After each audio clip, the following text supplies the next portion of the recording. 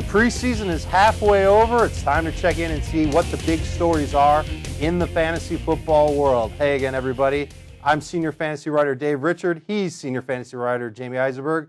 We write for CBSSports.com. That's right. It's the name you need to know for fantasy and everything else on sports on the World Wide Web. That sounded kind of funny. All right, so Jamey, each team's played 2 preseason games. 2 teams have played 3. But the big news doesn't have to do with anything we've seen on the field. It has to do with Larry Johnson getting paid. He has signed a 5-year extension, record amount of money for anybody who's run the ball for Kansas City.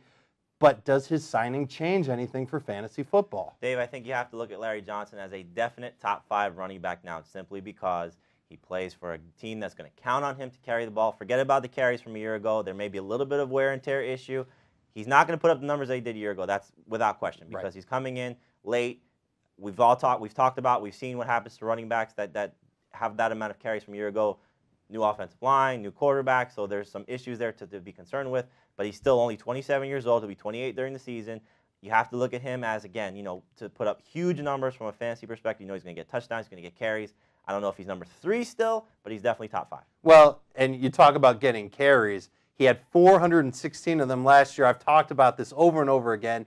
The last 3 running backs who have gotten over 400 carries in a season have gone down the year after, with one of them being crippled and getting hurt, and his career was pretty much not the same ever again. If I'm drafting, Jamey, I'm looking to get somebody who's going to be a good option for fantasy football at number 3. I'm talking about a Shaun Alexander, someone that I know is going to be able to put up those yardage. You're right, though, that Larry Johnson's going to be there 3, 4, 5 in a lot of leagues. The question that I've got is, he's not going to produce LT numbers, not even Steven Jackson type numbers. I don't think he's going to produce Shaun Alexander type numbers. And there's a case that can be made that Frank Gore and Joseph Addai and maybe even Peyton Manning should go ahead of Larry Johnson. But I think it's based on how your league scores. The one thing outside of Peyton Manning is all those guys are flawed to some degree. Addai, first-time starter. Shaun Alexander, broken foot a year ago. Some lingering questions about the injury this year. And again, Frank Gore coming in with the broken hand. So I think Larry Johnson falls in line with those guys. And again, the potential for what he can do, I think, is just as good, if not better, than some of those players. Remember when Larry Johnson was a rookie? Do you remember? Yeah. He didn't do anything. Of course. But there are rookies this year who are doing a lot of things on the field this preseason. And let's take a look at the 3 big running backs in the fantasy football picture. Adrian Peterson has a touchdown. Brandon Jackson has a touchdown. Marshawn Lynch has diddly-poo, yet he's the one we like best on our rank list. Well, the thing with Marshawn Lynch is he's not really going to have to share carries with anyone. Anthony Thomas will be there. There's a question about whether Marshawn or Thomas will get the goal line touches. I think we're both in agreement that Marshawn's going to be much better than Anthony Thomas. The thing about the rookie running backs is you're looking at it from two different perspectives. For this year and then keeper leagues. For this year, Marshawn Lynch, probably the better option. Adrian Peterson, long-term, should be the guy that's going to get you the most fantasy production. And then Brandon Jackson falls in with sharing carries with Morency as the season goes on. But to start the year, Dave, I think we're looking at as Brandon Jackson as the guy that you can count on early in the season. Well, he's had a great preseason so far, and there's no reason to believe that Brandon Jackson isn't going to be the starter in Green Bay in Week 1. It's just a matter of Vernon Morency, when he gets back in game shape, how are the Packers going to use him? Same thing in Minnesota with Chester Taylor and Adrian Peterson there. Peterson might start. Right now, he's not slated to. It's going to be Chester Taylor. These 2 guys are going to be splitting carries. Marshawn Lynch, we know he's starting. We know he's going to get 20 carries a game. Jamey, we know that Anthony Thomas, he'll get those carries. I like him in this order. I like Lynch as a number 2 low-end fantasy running back. I like Adrian Peterson behind him. I think he's going a little too early in a lot of drafts. I think you'll see him as a late second-round pick in a lot of drafts. I think that's too early. I think you agree with me. And then Brandon Jackson, more of like a middle-of-the-road number 3 type. I just think that Lynch's opportunity is going to be bigger than the other 2, and that's why he's going to put up better numbers. I think if you get either one of these guys as your number 3 running back, you're in great shape, sure. And certainly you're going to carry you at some point during the season, because as we saw last year with some of the rookies, they were all viable fantasy options and should be the same this year. But there are some guys, Dave, that may fly under the radar that could be sleepers. Yeah, there's a couple of rookies that I think you got to keep your eye on in the last 2 preseason games.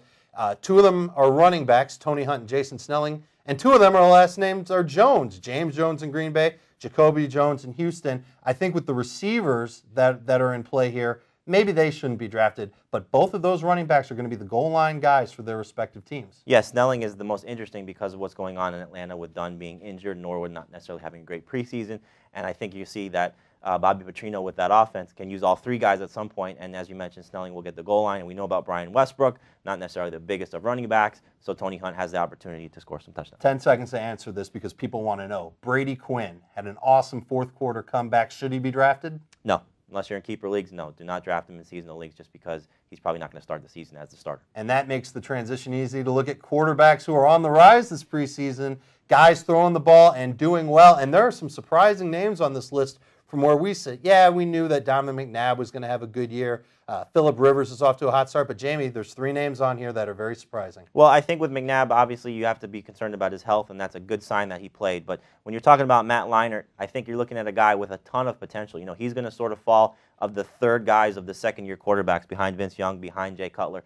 So I think Leinart has the chance really to sort of pass those guys at some point if he plays up to his capability with that offense. Eli Manning is someone I think we've talked about ad nauseum that we're down on just because that offense isn't going to be the same without Tiki Barber there. So I think if you're looking at Eli, he's still a number 2. And Dante Culpepper, the fact that he's winning the job with the Oakland Raiders, I'm sure, you know, speaking of Brady Quinn and Culpepper, the Dolphins aren't very happy looking at those two guys and what's gone on there. So the thing with Dante, I think you have to look at, if you draft him as a number 2, maybe even a third quarterback on your roster, which we don't necessarily recommend, but if you take Culpepper and he performs anywhere close to what he was in Minnesota, not that we're saying he's going to, but he has a chance to really help your fantasy team maybe for a week or 2 or even more. Right, and if I'm ranking these guys, McNabb way ahead of the pack, Rivers behind him, Leinart behind him. Mm-hmm. Eli Manning is kind of creeping his way up. He's a great fantasy backup quarterback, just like you said. And Culpepper is kind of somewhere down at the bottom between like kickers and second-string DST units right now. He sort of falls in that. It would be interesting to see how he would do there, though, just because it's going to be a passing offense and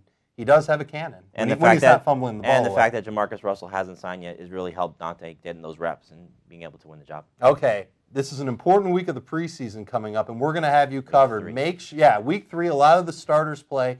You want to be able to watch as much preseason football as you can, and it's going to help your fantasy team. And if you can't catch it all, don't worry. We're doing it for you. We'll fill you in on everything that happens in week 3 of the preseason.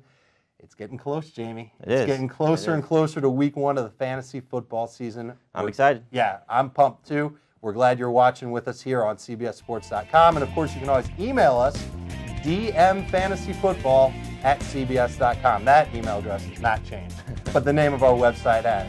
For Jamey Eisenberg, I'm Dave Richard. Thanks for coming out.